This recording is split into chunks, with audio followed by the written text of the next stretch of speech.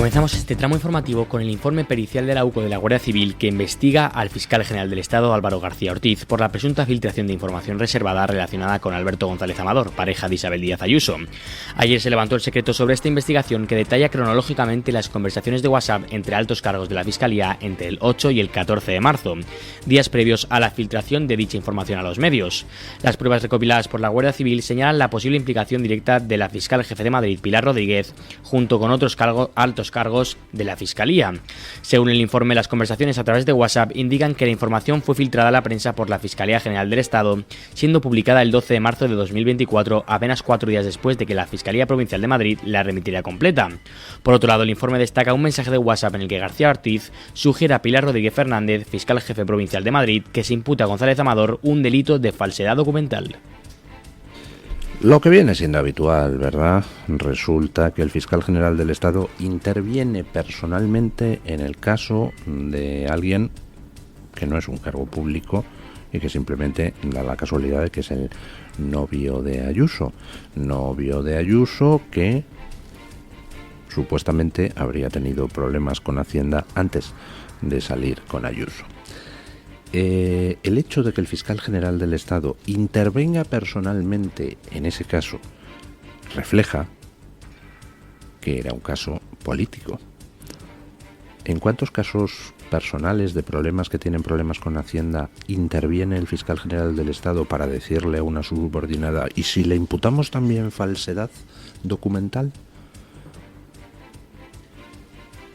La cronología elaborada por la UCO y que podemos complementar con lo que ha pasado con Lobato, de lo que luego hablaremos, pues indica una utilización de la institución de la Fiscalía contra alguien por motivos políticos, simplemente por tener munición contra Ayuso que poder sacar en los medios, y por otro lado indica hasta qué punto se habían convertido en una panda. La manera en que hablan en los WhatsApps, en que se intercambian la información, y si le añadimos a la nota un poquitito de cianuro, y no le puedes imputar por falsedad, tranquila, porque le sugiere García Ortiz un posible ascenso a una de las implicadas, en todas esas conversaciones donde hablan pues como un grupo de WhatsApp, como una panda de amiguetes.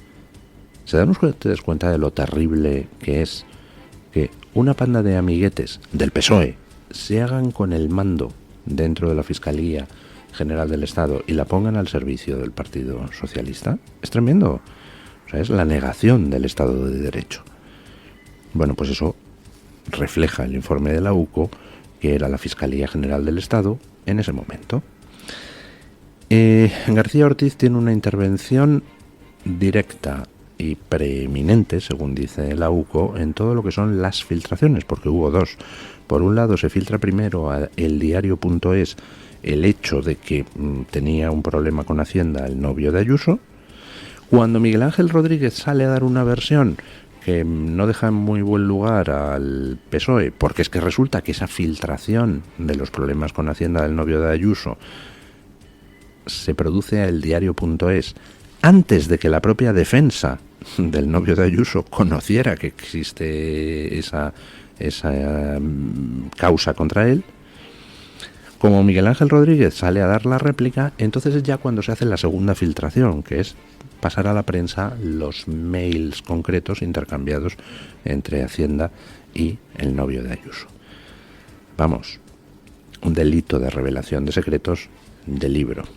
Ya tenemos todos los correos intercambiados por los actores dentro de la Fiscalía, es decir, por el fiscal general, por la fiscal jefe de Madrid, por el fiscal encargado del caso de los problemas con Hacienda del novio de Ayuso. Ya tenemos todo lo que se intercambiaron por WhatsApp. Ahora falta el análisis de quién exactamente fue el que filtró los correos en sí. Eso no lo dice la UCO todavía. La UCO ha pedido al juez, para completar la investigación, el acceder a lo incautado durante el registro del despacho de Álvaro García Ortiz, que ahí es donde se podrán comprobar cosas como, por ejemplo, pues si del correo Gmail que salió, que utilizó García Ortiz, pues salió alguna información hacia afuera, la información que dio origen a la filtración a los medios. Estamos ahora en esa fase de concreción de, vale, visto que García Ortiz es quien coge y reclama al fiscal del caso que le mande los mails a través de la fiscal jefe provincial de Madrid, pues ¿cómo pasó de estar en manos de García Ortiz o de la fiscal jefe provincial de Madrid o del fiscal del caso a estar en manos de la prensa?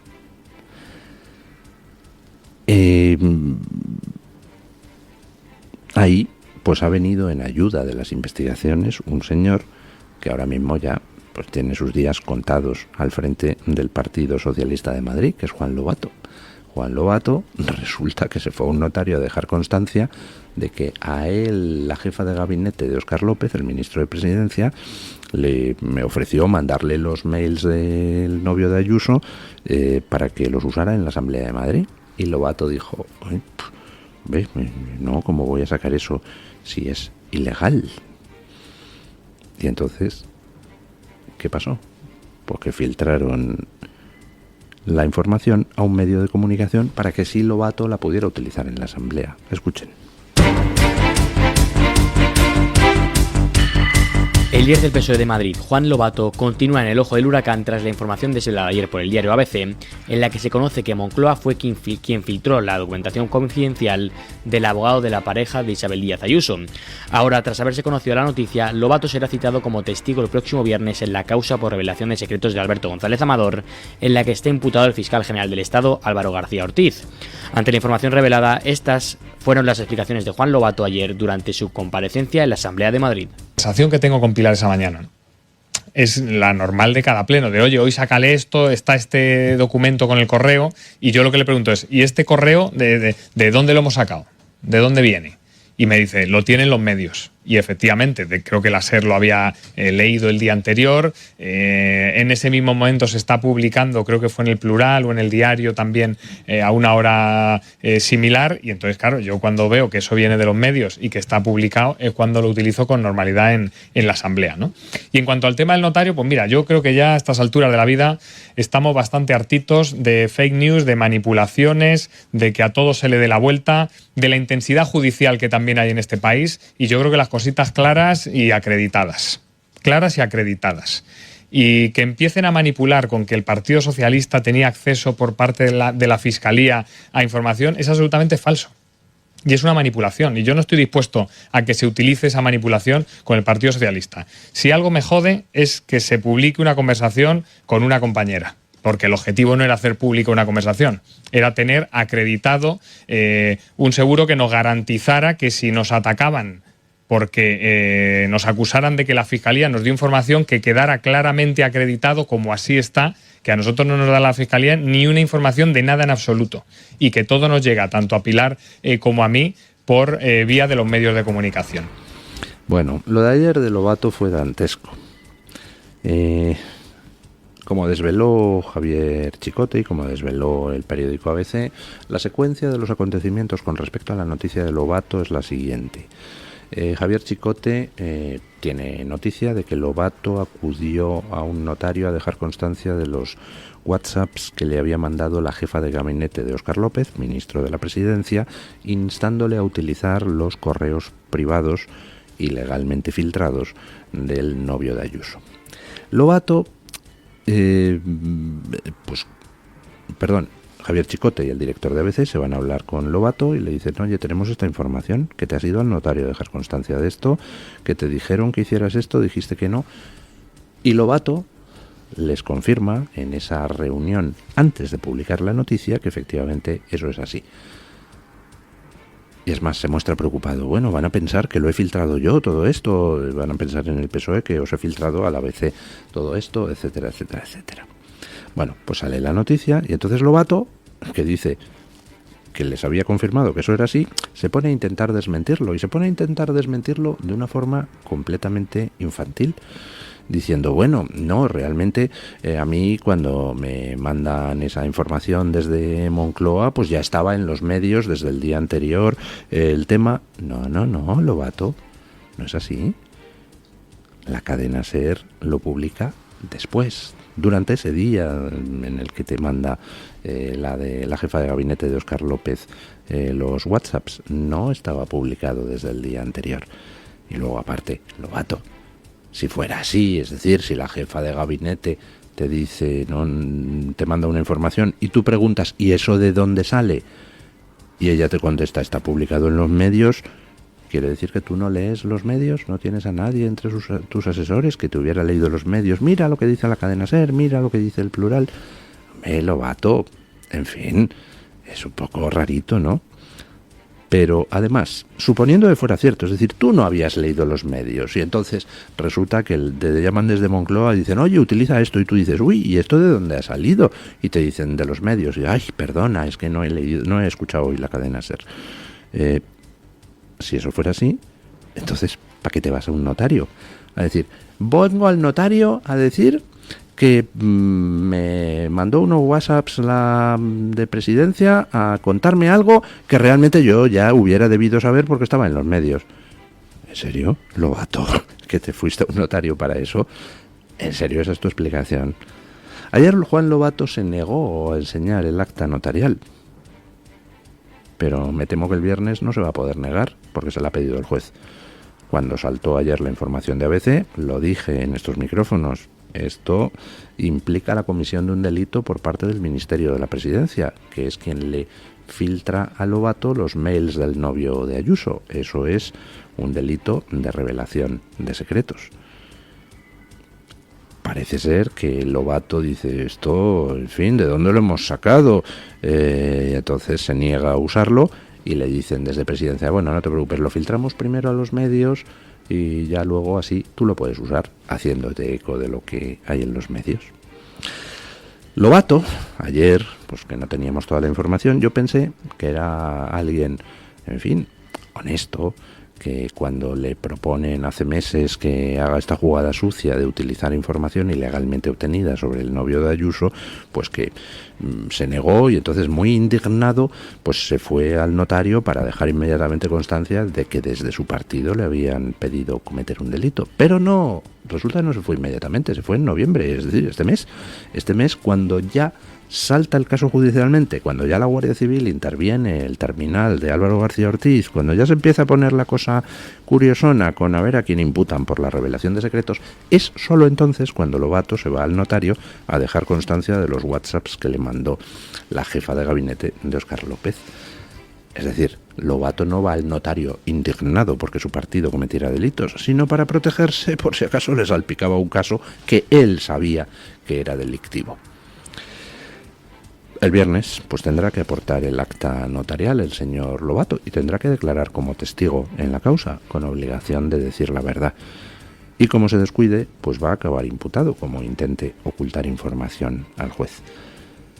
Si efectivamente el viernes se confirma que dejó constancia en un acta de unos mensajes de WhatsApp enviados desde Presidencia con datos ilegalmente obtenidos sobre el novio de Ayuso, pues entonces se le pone cara de imputable a la jefa de gabinete de Óscar López y por extensión al propio Óscar López. ¿Cómo han reaccionado en el Partido Socialista? ¿Expulsando a los que cometieron un delito de revelación de secretos? No, pidiéndole a Lobato su cabeza. Ya están artículos en los medios adictos al sanchismo diciendo que Lobato debería, en fin, dimitir antes del Congreso Federal del PSOE, que empieza el viernes. Vamos, que le están pidiendo a Lobato que en 48 horas dimita y se largue a su casa por bobo. Es decir, por querer nadar y guardar la ropa. Si Lobato se hubiera envuelto en la capa de la honestidad y hubiera actuado correctamente desde el principio, o ahora cuando se ha revelado todo, haber contado las cosas como fueron, pues entonces Lobato podría decir, señores, yo no dimito porque aquí se me pidió hacer algo ilegal y yo me negué. Y por tanto yo actué correctamente. Pero ahora ya no puede decir ni eso, Lobato, porque con sus desmentidos bastante infantiles de ayer, pues ha quedado mal con unos y con otros. Ha quedado como alguien que ni defiende el bien, ni tampoco se atreve a mojarse con el mal por si acaso le salpica.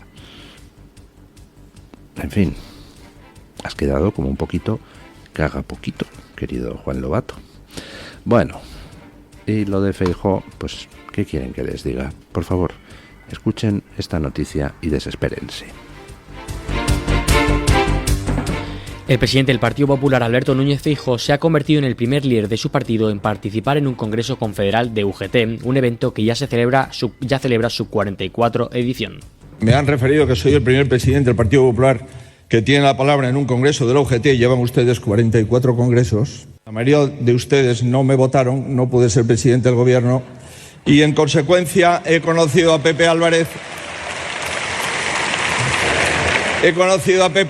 No he podido firmar con él nada, pero sí hemos tenido charlas muy interesantes, muy edificantes, al menos para mí. Durante su intervención en el acto, Feijóo dejó clara cuál es la única ambición del Partido Popular. Mi única ambición es defender los intereses generales y mi único compromiso, o mi compromiso completo, es acertar en las decisiones que adoptemos.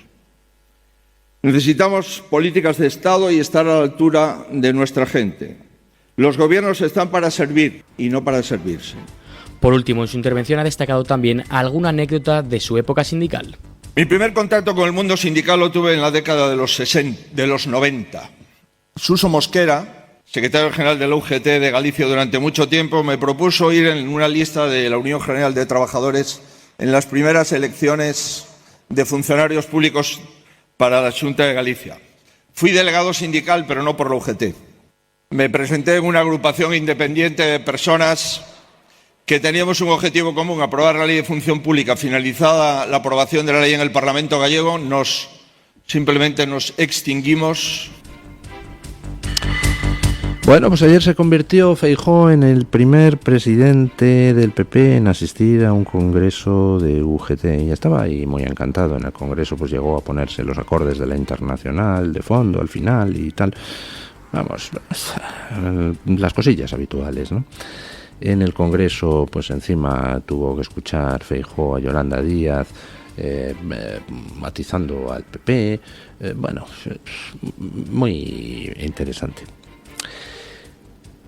Quizá Feijóo tiene pocos asesores, quizá no le han informado de que UGT es un sindicato falso, que no vive de las cuotas de sus trabajadores, sino que vive de las subvenciones públicas, por cierto, que le dan a cascoporro los gobiernos del Partido Popular en distintas autonomías. Quizá a Feijóo no le han informado de que UGT se manifiesta en las calles del País Vasco en favor de la liberación de los delincuentes de ETA. Quizá a Feijóo no le han informado de que UGT es ese sindicato que estaba implicado en el robo de los dineros de los parados en Andalucía. Quizá a Feijóo no le han informado de que UGT se manifiesta en Cataluña en favor de la inmersión lingüística, es decir, de la negación de los derechos de los niños castellano hablantes. Quizá a Feijóo no le han informado de que UGT es ese sindicato que se manifiesta en Cataluña en favor de los indultos y amnistías a los golpistas del 7 de octubre. Quizá a Feijóo no le han informado de que UGT, junto con comisiones, en la manifestación del 1 de mayo de este año, pedía en sus discursos a Pedro Sánchez que procediera contra los jueces y contra los periodistas después de estallar el caso de Begoña Gómez. Quizá nadie ha informado a Feijóo de todo esto, ¿verdad? Aunque lo más probable es que Feijóo lo conozca perfectamente y que quienes no están informados son los votantes que todavía piensan que Feijóo es un señor de derechas que representa un partido de derechas. Nunca lo ha sido. Feijóo es un señor que en Cataluña ha impuesto un nacionalismo lingüístico que poco tiene que envidiar en Galicia ha impuesto un nacionalismo lingüístico que poco tiene que envidiar al de Cataluña. Feijóo es un señor que se dedica, desde que está al frente del partido a nivel nacional, a blanquear a Sánchez y salir en ayuda de Sánchez en toda ocasión. Y Feijóo es un señor, pues en fin, que no oculta cuáles son sus filias y sus fobias. No oculta la querencia que tiene hacia lo peor de la izquierda progre que está llevando a España al abismo. Ayer Feijóo, pues supongo, estaría muy satisfecho de ser el primer presidente del PP en asistir al congreso de ese falso sindicato, UGT. Pues nada, oiga, disfrute usted de la velada. ¿Qué quiere que le diga? ¿Creen ustedes que exagero con el tema de la querencia de Feijóo a la izquierda, hacia la izquierda? Pues escuchen esta otra noticia. El líder del PP, Alberto Núñez Feijóo, ha felicitado a Yamandú Orsi, candidato del Frente Amplio, por su victoria en las elecciones presidenciales celebradas este domingo en Uruguay. Orsi se impuso al oficialista Álvaro Delgado del Partido Nacional con cerca del 50% de los votos. Felicidades a Yamandú Orsi, presidente electo de Uruguay, por su victoria. Su país ha dado un nuevo ejemplo de institucionalidad democrática. Sigamos fortaleciendo las relaciones entre pueblos hermanos como los nuestros, tal y como hicimos durante el mandato de Luis Lacalle, expresó Feijóo en la red social X. Por su parte, Orsi, también felicitado por el Grupo de Puebla, destacó en su discurso su compromiso con una sociedad más integrada, asegurando que bajo su gobierno nadie quedará atrás desde el punto de vista económico, social y político. Bueno, pues ayer, en Uruguay, esto es una partida de ajedrez a nivel mundial y algunas casillas caen del lado del bien, algunas casillas caen del lado del mal, se producen avances y retrocesos en todo el mundo. Han caído del lado del bien pues la casilla argentina y la casilla estadounidense, pero la casilla uruguaya pues ayer se decantó por el lado del mal y ha ganado el candidato de extrema izquierda. Y entonces Feijóo pues manda un mensaje de felicitación al candidato de extrema izquierda que ha ganado. Esto no tendría por qué ser noticia. Oiga, dentro de lo que son las relaciones internacionales, ¿qué más normal y educado que felicitar a un candidato democrático que haya ganado unas elecciones, sean cuales sean su orientación política, ¿verdad? No hay nada malo en que Feijóo felicite al candidato de extrema izquierda que ha ganado en Uruguay, ¿verdad? Pues sí hay algo malo, porque si esas felicitaciones fueran producto de la buena educación y del deseo de mantener relaciones normales con los mandatarios de los países sudamericanos, pues entonces Feijóo felicitaría a todos los mandatarios democráticos que ganan elecciones en países sudamericanos, ¿verdad? El problema no es que Feijóo felicite al candidato de extrema izquierda uruguayo que acaba de hacerse con el poder en Uruguay. El problema es que Feijóo todavía no ha felicitado a Javier Milei por su triunfo en Argentina. Entonces ya no estamos ante un caso de buena educación, estamos ante un caso de felicitación a los candidatos de izquierda o extrema izquierda que ganan y de ninguneo deliberado a aquellos candidatos que no son de izquierda o de extrema izquierda, lo cual indica pues una clara opción política por parte de Feijóo. No es buena educación, es deseo consciente de aplaudir las victorias de quienes tienen una cierta orientación política y no aplaudir las de otra orientación política. ¿Problema? Pues que Feijóo en teoría dirige un partido que se supone que está más cerca de Javier Milei que de la extrema izquierda hispanoamericana. Se supone. Eso es lo que suponen los votantes. Pues siento desengañarles. No es así. Feijóo tiene su querencia y no es precisamente hacia la derecha, sino hacia la izquierda. Y hasta que no entiendan ustedes eso, pues no podrán interpretar las cosas que hace Feijóo. Mientras no entiendan ustedes eso, que es que Feijóo no es un señor de derechas, pues entonces les sorprenderá que Feijóo se jacte de ser el primer presidente en ir a un congreso de UGT, felicite a los candidatos de extrema izquierda hispanoamericanos, mientras no felicita a los candidatos de derecha. Mientras no entiendan ustedes que Feijóo no es lo que ustedes creen que es, pues no entenderán nada de lo que hace. Bueno, vamos con doña Rebeca Crespo para que nos cuente qué trae hoy la Gaceta en portada. Buenos días, doña Rebeca. ¿Qué tal? Muy buenos días y feliz martes para todos los oyentes de Mañanas en Libertad. Este martes en Gaceta.es nos vamos a Estados Unidos. Allí Carlos Esteban nos habla del nuevo responsable de energía que ha elegido Donald Trump y que enfurece a los devotos del cambio climático. En concreto nos estamos refiriendo a Chris Wright, que ha sido elegido por el presidente electo Donald Trump como su secretario de Energía y que, entre otras afirmaciones, pues él dice que no existe una crisis climática. Con este nombramiento, Trump dice definitivamente adiós a la estafa del clima, por la que Occidente debe empobrecerse para que China e India puedan seguir emitiendo dióxido de carbono como si no hubiera mañana. Wright además tiene sobrada experiencia en el sector energético y es un firme defensor de la fracturación hidráulica. Carlos Esteban nos cuenta más detalles sobre este asunto ahora mismo en nuestra web. De Estados Unidos nos vamos a Reino Unido. Allí el gobierno de Keir Starmer ha incumplido su promesa de cerrar los hoteles para inmigrantes. Durante los últimos meses, en vez de desalojar esos hoteles, ha ido ampliando cada vez más las plazas que estaban destinadas a alojar a solicitantes de asilo. Y el coste de este asilo total va a superar los 4.000 millones de libras al año. Analizamos también todo este tema y qué es lo que está implicando en este país en Gaceta.es. Además de muchas otras cosas, recomiendo a los oyentes, como siempre, las columnas de opinión. Muchas gracias y feliz martes para todos los oyentes de Mañanas en Libertad. Muchísimas gracias, doña Rebeca. Breve pausa publicitaria y nos vamos a las noticias de las 8, donde vamos a ver, entre otras cosas, cómo el Tribunal Supremo acaba de archivar las querellas por el regreso a Barcelona y posterior nueva fuga de Puigdemont. ¿Ustedes lo entienden? Yo tampoco.